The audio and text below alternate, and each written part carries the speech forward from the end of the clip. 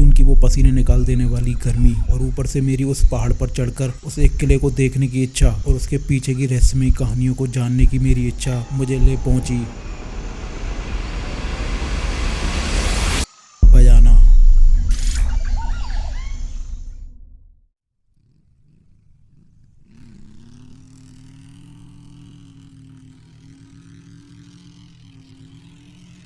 तो इस रहस्यमय कहानी को जानने के लिए हम निकल गए भरतपुर से 52 किलोमीटर दूर बयाना तहसील में।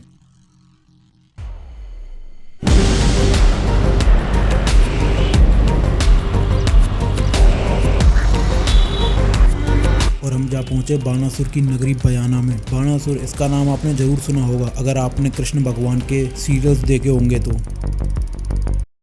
और आज हम चढ़ाई करने वाले हैं बाणासुर फोर्ट के लिए, जो काफी ऊंचाई पर है। साथ ही मैं आज इस किले से रिलेटेड इंटरेस्टिंग बातें भी बताऊंगा आपको। ये किला चित्तौड़गढ़ के किले से पहले एशिया का सबसे बड़ा किला था, जो कि दूर दूर तक फैला हुआ था इस पहाड़ी पर, लेकिन अब बस खंडर रह गए हैं देखने के लिए। भाई साहब बहुत ऊंचाई पर है, इसकी तो हालत खराब होगी हमारी।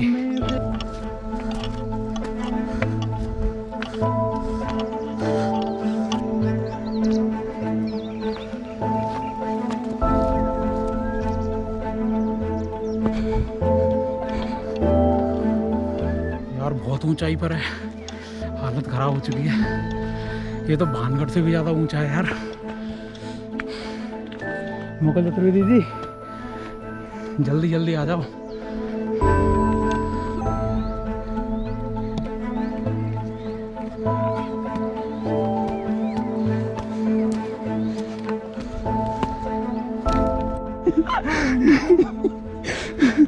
हालत खराब हो गई भाई।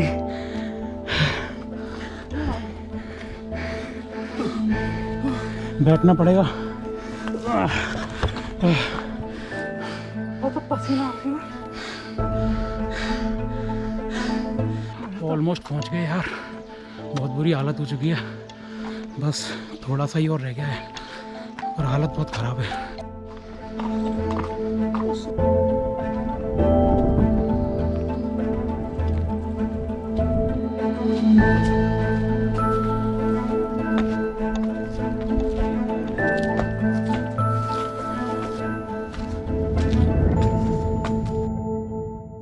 बयाना मध्यकाल में नील की खेती का मुख्य केंद्र बिंदु था। इसका इतिहास इतना बड़ा है कि मैं एक वीडियो में कवर नहीं कर सकता, इसलिए मैं सिर्फ मुख्य बातें ही बताऊंगा। अब वक्त है इसके पीछे की कहानी जानने का।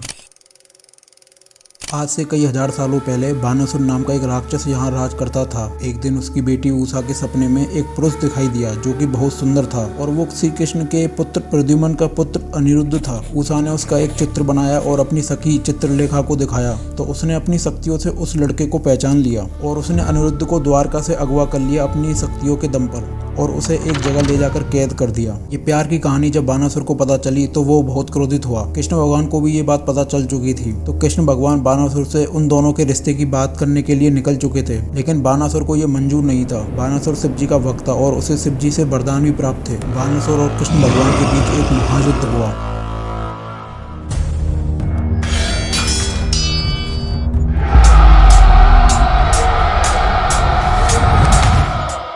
जिसमें बानासुर की हार हुई। युद्ध हार जाने के बाद बानासुर ने कृष्ण भगवान को भगवान के रूप में स्वीकार किया और उषा और अनिरुद्ध की शादी भी कराई।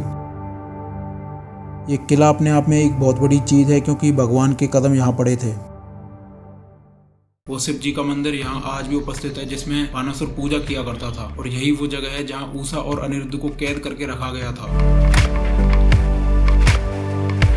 ये ब्लॉग अब तक का मेरा सबसे ज्यादा थका देने वाला ब्लॉग है। यहाँ हमारी हालत खराब हो चुकी थी, एक कदम भी एक्स्ट्रा चलने से हम कतरा रहे थे। हमारा पानी भी खत्म हो गया था। ऊपर पानी की व्यवस्था वगैरह तो थी, लेकिन वो पानी बिल्कुल पीने लायक नहीं था। लेकिन इतना दूर आने के बाद हम पीछे नहीं हट सकते थे। थोड़ी बहुत थकान मिटी की नहीं मुकुल भाई, बहुत परेशान हो गया आज मुकुल।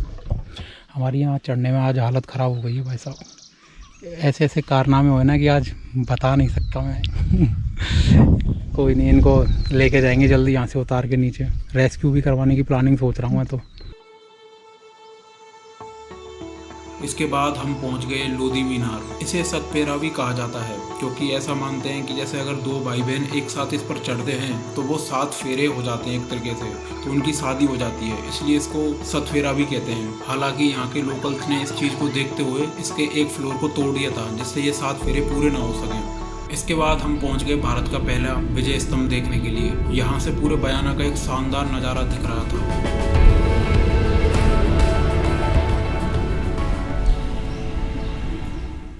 अब हम अपनी आखिरी लोकेशन पे जा रहे हैं। भाई हालत बहुत ख़राब हो चुकी है। ये आखिरी क्लियर करके फिर सीधे हम नीचे उतरेंगे वापस यहाँ से।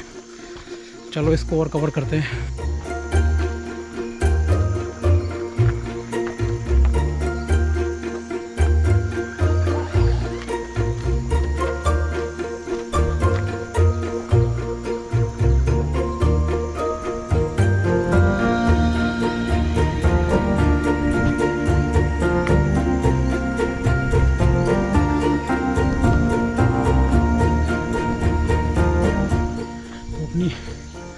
आखिरी लोकेशन पे पहुंच गए भाई।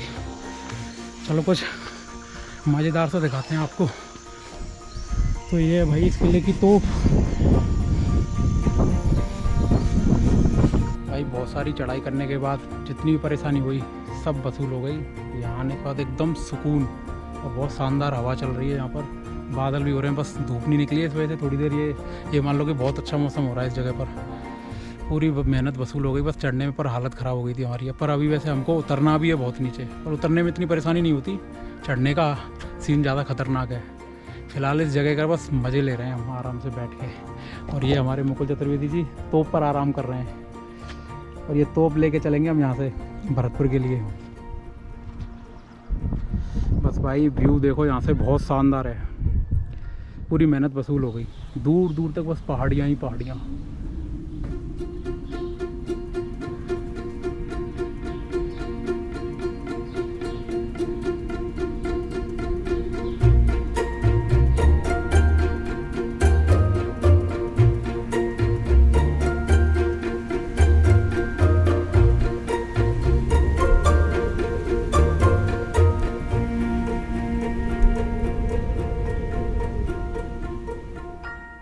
ये सफ़र बड़ा शानदार था और इस बार कुछ अलग किया हमने। बिल्कुल थका देने वाला काम किया इस बार हमने, लेकिन फिर भी बहुत मज़ा आया। सच में एक डिफरेंट एक्सपीरियंस है इस बार हमें। तो भाई आज के लिए बस हमारा व्लॉग यही ख़त्म होता है। और मैं आपको बता दूं, अगर आपको हॉन्टेड जगहों को देखने का शौक है तो मेरे इस वाले ब्लॉग को ज़रूर देखना। तो मिलते हैं आपसे फिर एक नेक्स्ट वीडियो में।